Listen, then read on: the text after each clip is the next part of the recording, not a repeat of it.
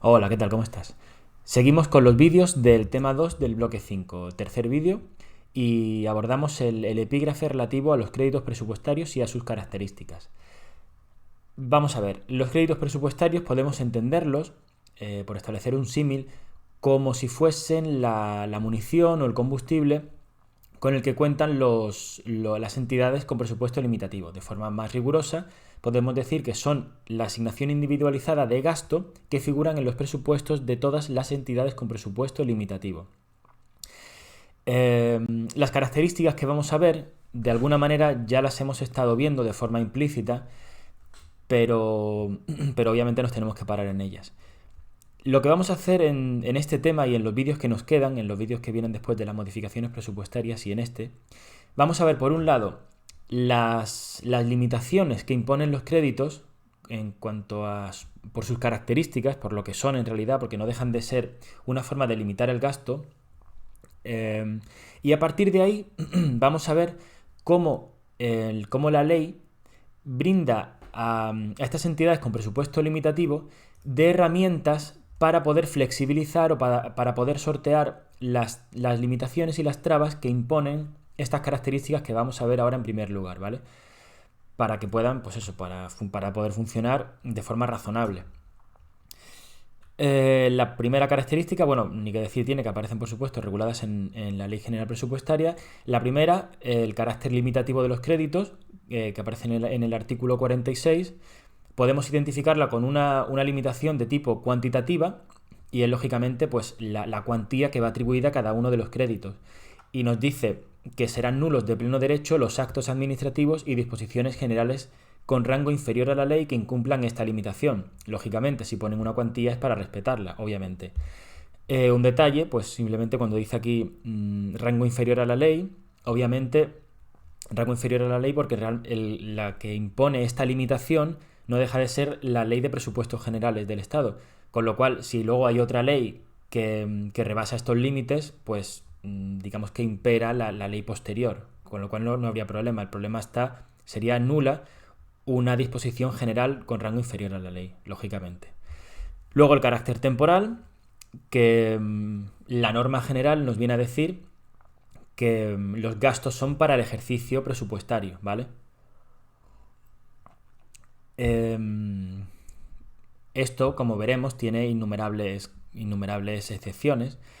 Las más reseñables son las que nos vienen en la propia Ley General Presupuestaria y luego otras que veremos en las modificaciones presupuestarias.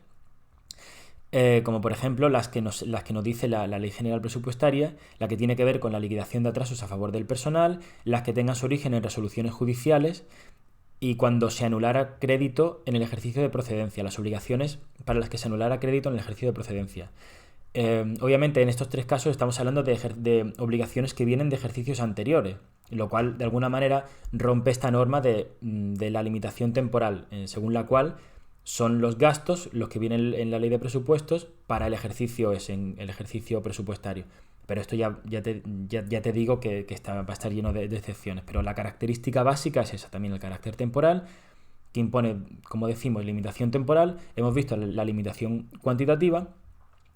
Y bueno, con respecto a la temporal, también decir que la única modificación presupuestaria, no me quiero meter mucho en esto porque lo vamos a ver en el vídeo de las modificaciones presupuestarias, pero la única que puede alterar esta limitación temporal en cuanto a que puede traer, digamos, obligaciones de ejercicios anteriores, es la de los créditos extraordinarios y suplementos de crédito, ¿vale? Pero esto ya te digo, lo vamos a ver con más detalle más adelante.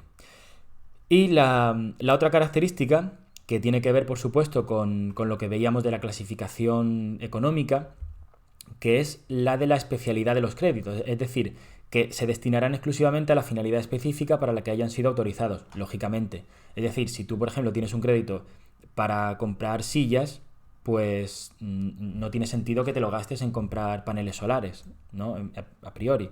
Luego vamos a ver que todo esto tiene sus excepciones, pero la lógica, o sea, lo que es como idea, la limitación en cuanto a la especialidad de los créditos es esta, que cada crédito tiene asignado que es lo que veíamos de la clasificación económica, ¿vale? Lógicamente. Y ya a partir de aquí entramos en lo que te decía antes del terreno de la flexibilización y de todas esas herramientas o de mecanismos que existen para de alguna forma volver más dúctiles los créditos y volverlos un poco más maleables y eso, que se posibilite a estas entidades con presupuesto limitativo, al sector público administrativo, a que puedan pues trabajar de forma razonable, que tampoco sea algo tan constreñido. Y con esto llegamos es otra más de las características, y es una característica fundamental, que tiene que ver con la forma en la que los créditos se especifican. En la ley en realidad habla de que de qué se especifican, pero nosotros, para poder entendernos, porque necesitamos poner alguna etiqueta, vamos a hablar de la especificidad de los créditos, ¿vale? La especificidad o la vinculación de los créditos. ¿Qué es esto de la especificidad? Pues es vamos a decirlo así, una característica que tienen los créditos que los vuelve de alguna forma flexibles para poder, digamos, trasvasar, entre comillas, fondos de un crédito a otro que sea similar o asemejable, semejante de alguna manera. Por ejemplo, decíamos antes lo de las sillas, ¿no? Y igual que no tiene sentido que tú el dinero que tienes asignado para comprar sillas te lo gastes en un puente, a lo mejor sí que tiene sentido que haya cierta flexibilidad en el sentido de que, vale, no en un puente, pero si lo tengo para sillas blancas, que me lo pueda gastar en sillas verdes, ¿vale? Pues básicamente, así dicho de forma muy gruesa y con un ejemplo un poco tonto, esto es la especificidad, ¿vale? Sirve en la posibilidad o la movilidad de los créditos entre, pues eso, entre créditos que son parecidos, ¿vale? Que son parecidos o que tienen algún tipo de vinculación particular, según lo que nos dice que vamos a ver ahora la Ley General Presupuestaria. Te llamo la atención aquí de no confundir la especificidad con las transferencias. Por supuesto, no confundirlas con las transferencias en cuanto al capítulo económico, ¿vale? Los capítulos económicos que vimos en la clasificación económica, esto no tiene nada que ver, ¿vale? Pero me refiero sobre todo a las transferencias como modificación presupuestaria, que la veremos más adelante, que a veces es tentador pensar que la especificidad y las transferencias tienen algo que ver, pero en realidad no tienen nada que ver, ¿vale? Se parecen en cuanto que es de alguna forma movilidad de fondos, pero no es una modificación presupuestaria. Especificidad es precisamente el paso previo o digamos lo que hay que comprobar antes de hacer una modificación presupuestaria. Es decir, es algo que no es tan radical, porque la línea divisoria entre una cosa y otra es la radicalidad, digamos, o la cantidad de trabas que existen a la hora de llevarlo a cabo. Esto es algo, digamos, fácil de hacer, y las modificaciones presupuestarias, como veremos, ya implican una serie de trabas y de trámites pues mucho más complejos y problemáticos. Y por lo tanto hay que ver siempre, la pregunta típica es ver si se puede recurrir a la especificidad antes de hacer una modificación presupuestaria. Por eso no hay que confundir nunca la especificidad, el movimiento este que vamos a ver ahora entre comillas, por especificidad, con la transferencia, que ya es una modificación presupuestaria, ¿vale? La transferencia se da cuando no es posible, es una de las modificaciones presupuestarias que se dan, todas ellas, cuando no es posible la especificidad, ¿vale? Dejar eso siempre muy claro. La especificidad, como decimos, se da entre créditos que guardan algún tipo de semejanza. Obviamente esto ya nos va a descartar pues créditos, por ejemplo, que estén, aunque se parezcan, por ejemplo, por la clasificación económica, que difieran o que no tengan nada que ver, por ejemplo, con que estén en distintos ministerios. Por ejemplo, te tengo aquí señalado este ejemplo, te tengo aquí señalado esto de no hay especificidad posible si no coincide el ministerio. Aquí tenemos este y tenemos este. Aquí estamos en un ministerio y aquí estamos en otro distinto completamente, con lo cual aquí no sería posible, ¿vale? Dicho esto, ¿qué es lo que nos dice la Ley General Presupuestaria en los artículos 43 y 44? Nos establece estas normas que ves aquí en estos recuadros, ¿vale? En este esquema. Nos establece, por un lado, una norma general. Todas estas normas se refieren, sobre todo, habiendo dicho ya lo que acabamos de decir, que tiene que coincidir lo anterior, todas estas normas se refieren obviamente a la clasificación económica, porque hablamos de una flexibilización, entre comillas, sobre todo el principio de especialidad, de especialidad, que se refiere a la clasificación económica, sobre todo, se refiere al qué, en qué se gastan esos créditos, ¿vale? Por eso el parentesco se va a ver siempre en cuanto al qué, en cuanto a la clasificación económica, que son, como veíamos, el capítulo, artículo, concepto y subconcepto, ¿vale? La norma general, como iba diciendo, es que los créditos se especifican a nivel de concepto. Es decir, que para que se pueda dar esta movilidad, ¿vale? Van a tener que compartir hasta el nivel del concepto, como vemos aquí. Vemos que tenemos este crédito y con este podría compartir la especificidad porque comparte hasta el nivel de concepto, ¿vale? Cuando hablamos de especificidad, repetimos, es que pueden compartir las cuantías que tienen, ¿vale? Sobre todo para descartar la posibilidad de hacer una modificación presupuestaria. Para hacer frente a un gasto tenemos que ver si entre los dos, si entre todo lo que hay hasta aquí, suman para hacer frente a ese gasto. Esa va a ser la pregunta típica y es una pregunta que me detengo tanto en esto porque es una pregunta prácticamente ineludible. O sea que es casi imposible que no te la pregunten. Vaya, va a ser muy difícil. Aquí, en esta página, que sepas que hay una pregunta de examen, si no 1,5, ¿vale? Porque haya otra que tenga que ver o algo así. Y posiblemente de supuesto, lo cual es aún más grave. Bueno, como iba diciendo, norma general, y ahora vamos a ver, por decirlo así, dos tipos de excepciones a esta norma. Unas excepciones de carácter general, si es que tiene sentido hablar de excepciones con carácter general, pero creo que se va a entender. Excepciones con carácter general que se refiere a los artículos, a 3 capítulos en concreto, tanto del Estado como de los organismos autónomos, ¿vale?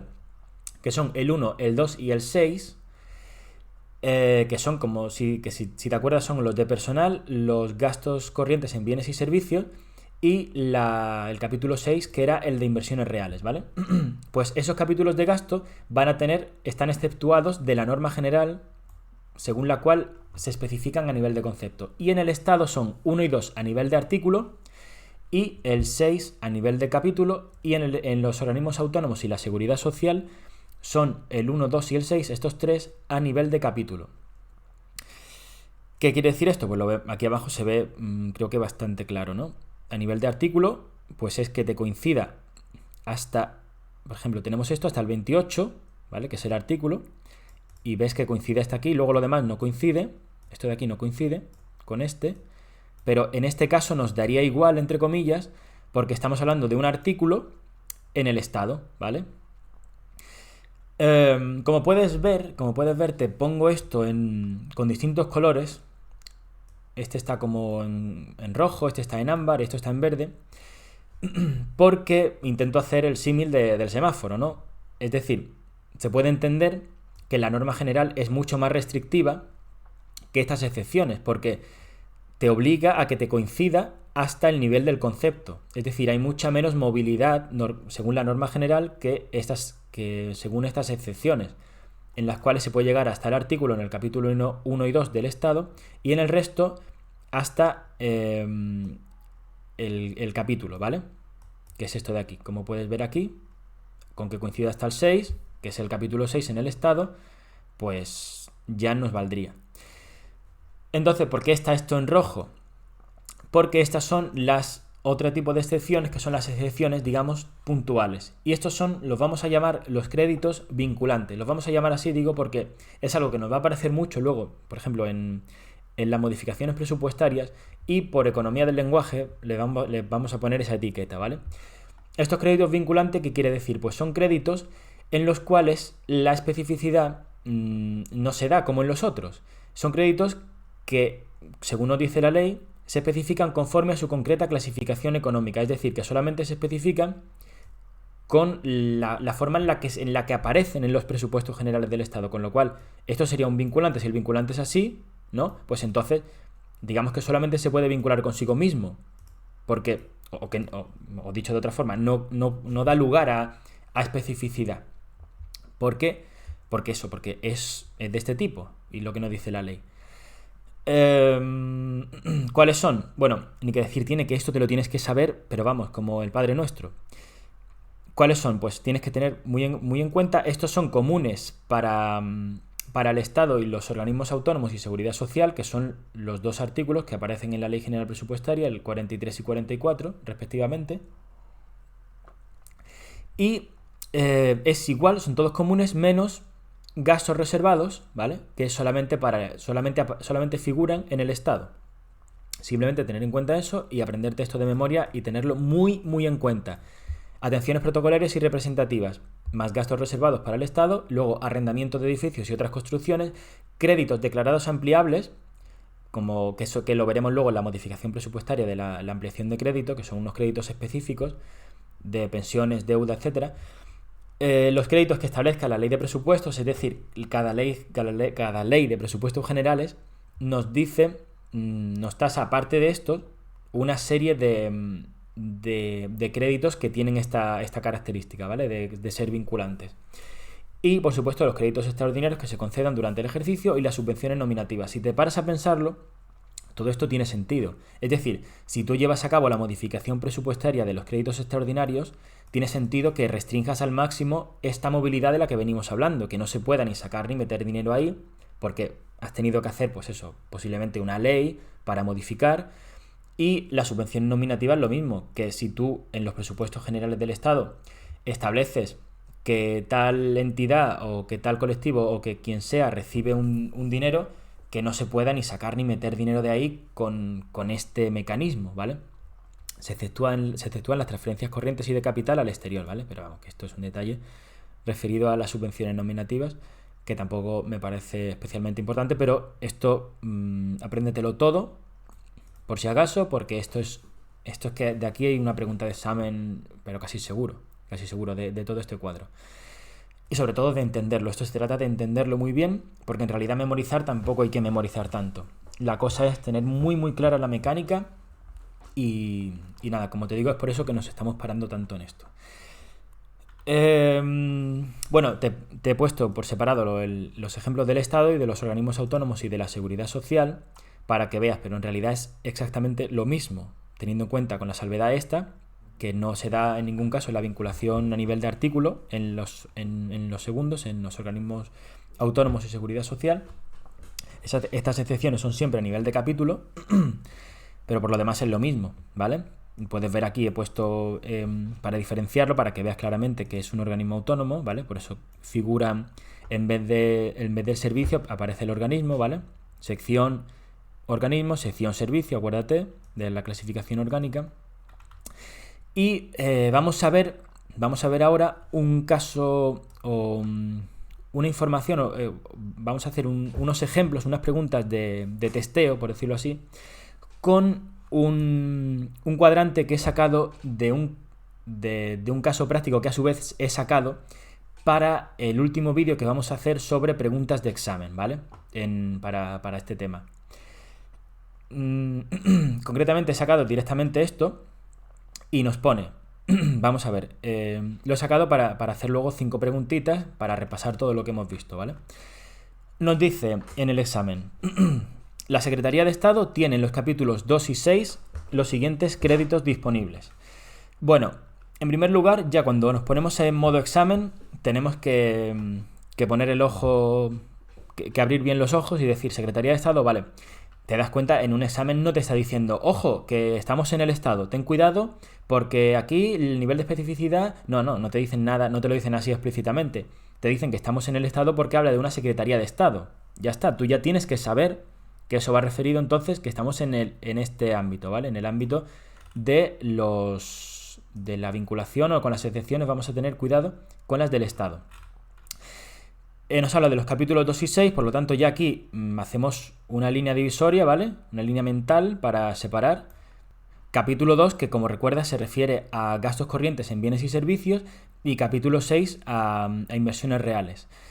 Y empezamos a ver, posiblemente te llame la atención este nombre de edificios y otras construcciones y digas, no hablamos de que bueno, capítulo 2 está en operaciones corrientes, no dijimos que operaciones corrientes frente a operaciones de capital era lo cíclico, lo pasajero, frente a lo permanente, que es esto de edificios, otras construcciones. Bueno, pues no pasa nada, esto no es ningún fallo, entre comillas, es que no está hablando de adquisición de edificios ni de inversiones, sino está hablando, como veremos en el tema 5 del bloque 5 de este mismo bloque, está hablando del artículo 21 que tiene que ver con las reparaciones, ¿vale? El artículo 1 son reparaciones, mantenimiento y conservación. Es por eso que, claro, son gastos cíclicos. Seguimos en el ámbito de las operaciones corrientes, ¿vale? Y nada, dicho esto, bueno, también te digo que el 22 se refiere a, lo tengo por aquí, materiales, suministros y otros. Y en concreto, pues al transporte, que no será transporte de personal, porque el transporte de personal ya iría en indemnizaciones por razón del servicio, que va en el artículo 23, si no recuerdo mal, ¿vale? Pero bueno, todo esto me paro un poco para hacer una excepción, ¿vale? Para puntualizarte, por si acaso te confundía eso, y aclararlo. Y bueno, ya que estamos, también te voy a comentar otra cosa, y es que, por ejemplo, cuando habla para terminar de repasar esto que veíamos de la clasificación económica, te comento que una pregunta típica o una forma que tienen de confundir es cuando te hablan, por ejemplo, de una obra y te dicen, para un poco terminar de apuntar a lo que vimos para que veas la diferencia, ¿no? entre gasto corriente y una inversión, ¿no? Si te dicen que una reparación pues sirve para, pues eso, cambiar las ventanas del edificio, pues vale, ahí no pasa nada. Pero si te dice que en la reparación se van a ampliar los metros, por ejemplo, la superficie útil del edificio, entonces ya pasaría a ser de capítulo 6, ¿ves? Porque ya digamos que incrementa el valor pues eso, en este caso del edificio. Simplemente es un detalle para que veas dónde puede estar la frontera para que veas que puede ser bastante difusa, ¿vale? Pero bueno, en este caso no nos vamos a dejar un poco al margen esos fregados y vamos a volver y nos vamos a centrar en esto. Decíamos, capítulo 2 y 6, y son estos los créditos, ¿vale? Esto es de reparaciones, esto también es reparación o mantenimiento de maquinaria, instalaciones y utillaje, y esto es de transportes, gastos corrientes de bienes y servicios, capítulo 2. Todo esto es capítulo 2, ¿vale? Y nos dice, la pregunta, ¿sería necesaria una modificación presupuestaria para hacer frente a unas reparaciones en las oficinas de 800.000 euros? Vale. Hemos dicho que esto es para reparaciones, ¿vale? 800.000 euros, tenemos 1 millón para hacer frente a reparaciones en las oficinas. Con lo cual, para nada, no hay ningún problema. Aquí podemos hacer frente con el crédito que tenemos aquí, sin problema. Y nos dice luego, ¿y si fuera estas reparaciones de 1.030.000 euros? Bueno, pues entonces ya nos excede esto. Y entonces decimos, ¿cómo funcionaría la especificidad? Según el Estado, dijimos que en el capítulo 2, estamos en el capítulo 2, ¿lo ves aquí? En el capítulo 2 vinculan a nivel de artículo, ¿vale? Con lo cual tenemos que ver cuánto hay a nivel de artículo. Pues tenemos estos dos, ¿vale? Estos dos comparten el artículo, con lo cual podemos coger todo lo que tienen, que es 1.050.000 euros. Con 1.050.000 euros podemos hacer frente a este gasto, con lo cual no sería necesaria la modificación presupuestaria. Vale, nos dice, ¿y si fueran las reparaciones de 1.115.000 euros? Vale, pues entonces tendríamos que ver 1.115.000 euros. Con esto, más esto, sí que nos daría, porque sería 1.140.000 euros. Pero este ya no comparte el artículo, si te das cuenta, comparte el capítulo, obviamente, pero no comparte el artículo. Y según la Ley General Presupuestaria, en el artículo 43, nos dice que el capítulo 2 para el Estado hay que llegar hasta el artículo, ¿vale?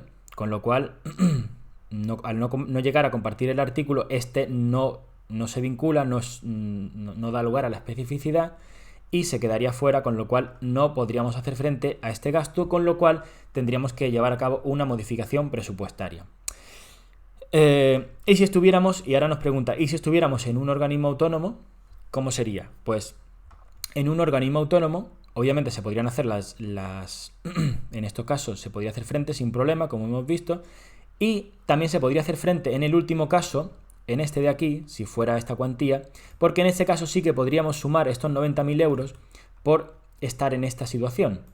Es decir, la excepción nos dice, la excepción a la norma de que es a nivel concepto, nos dice que en el capítulo 1 se vinculan o se especifican a nivel de capítulo. Y a nivel de capítulo podemos sumar todo en un organismo autónomo, ¿vale? Es decir, si no fuera Secretaría de Estado, fuese un organismo autónomo, como dice la pregunta. Y sumándolo todo tendríamos, como dijimos, 140.000, 1.140.000, y podríamos hacer frente incluso a esta. Vale, ahora nos dice la pregunta 5.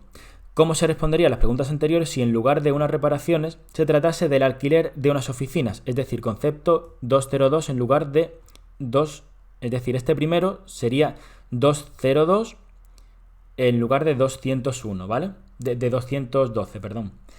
Vale, pues 202 a simple vista porque ya te adelanto que es una pregunta trampa, a simple vista podrías decir, bueno, en este caso puedo hacer frente, porque va sola, 202,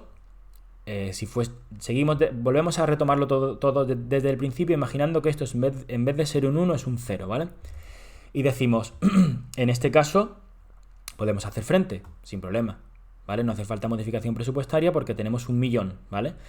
Vale, nos dice luego, ¿y si fueran 1.030.000 euros? Vale, en ese caso nos dice, bueno, pues no sería posible en el Estado porque vinculan a nivel de... hace falta la vinculación a nivel de artículo y no se da porque esto es un 2.0, ¿vale?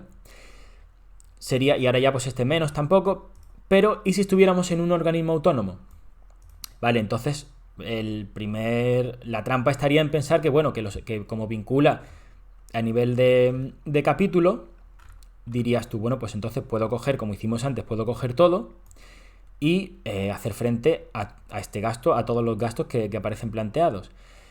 Pero la trampa está en que no va a ser posible la vinculación, no va a ser posible esto de la especificidad en este caso, porque ya no son unas reparaciones, ya se trata del alquiler de unas oficinas. Y el alquiler de unas oficinas es uno de estos, es arrendamiento de edificios y otras construcciones, y no es posible la vinculación, no es posible todo esto de la especificidad.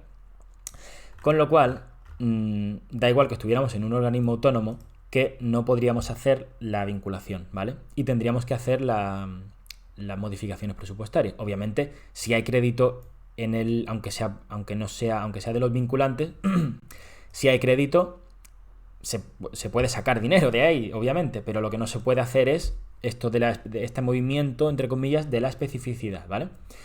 Bueno, creo que queda bastante claro, así que vamos a seguir adelante.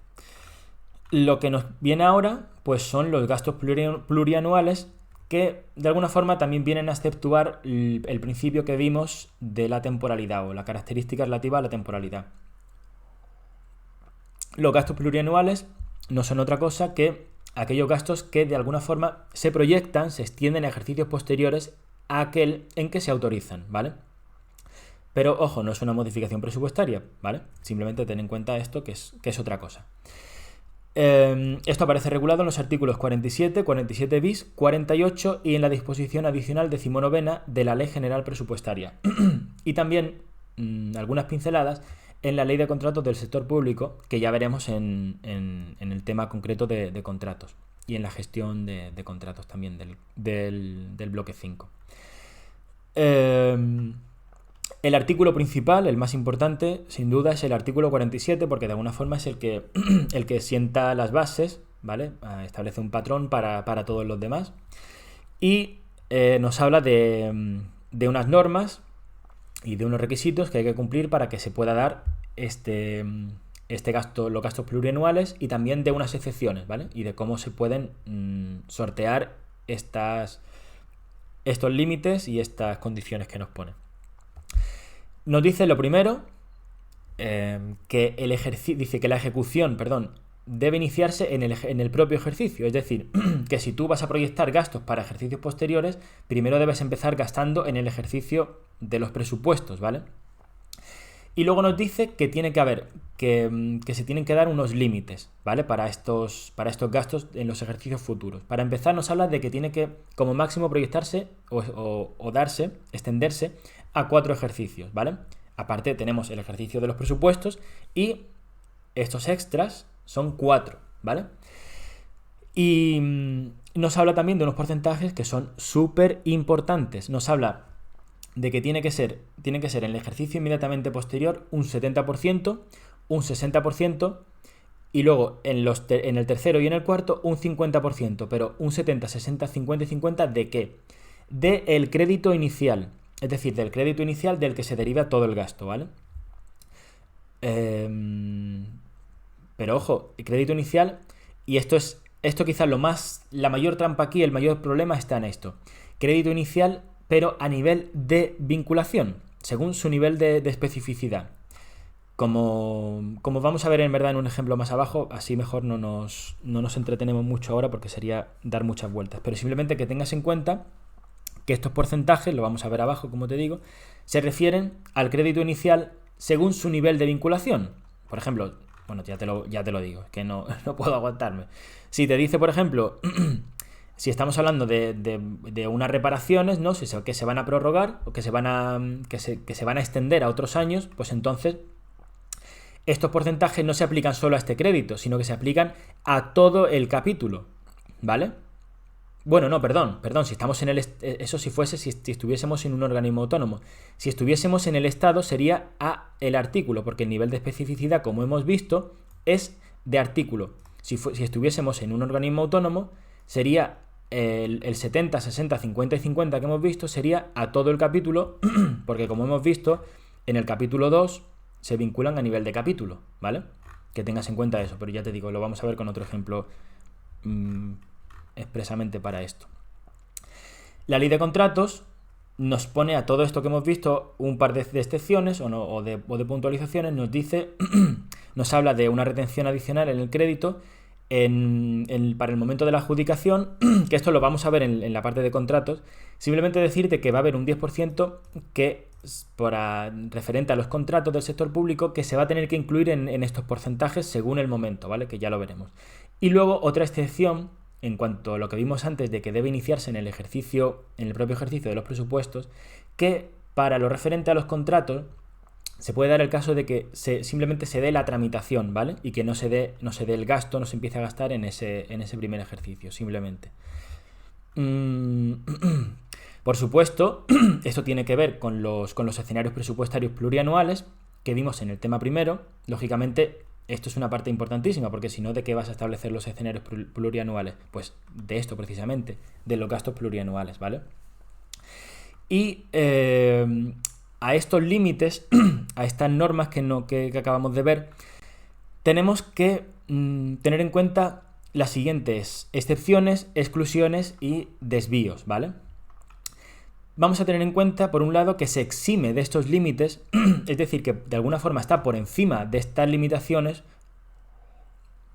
los gastos referentes a la carga financiera de la deuda y al arrendamiento de inmueble, incluidos los contratos con la posibilidad de adquisición, los contratos mixtos de arrendamiento y adquisición, lo cual es del todo lógico, porque tampoco tendría sentido que la administración, si tiene que alquilar un edificio, por ejemplo, o lo que sea, tenga que limitarse a 4 anualidades simplemente. O puede firmar contratos seguramente mucho más ventajosos con más años, eso por ser más años, y que si se tuviese que limitar a 4 años sería un poco absurdo para arrendamientos.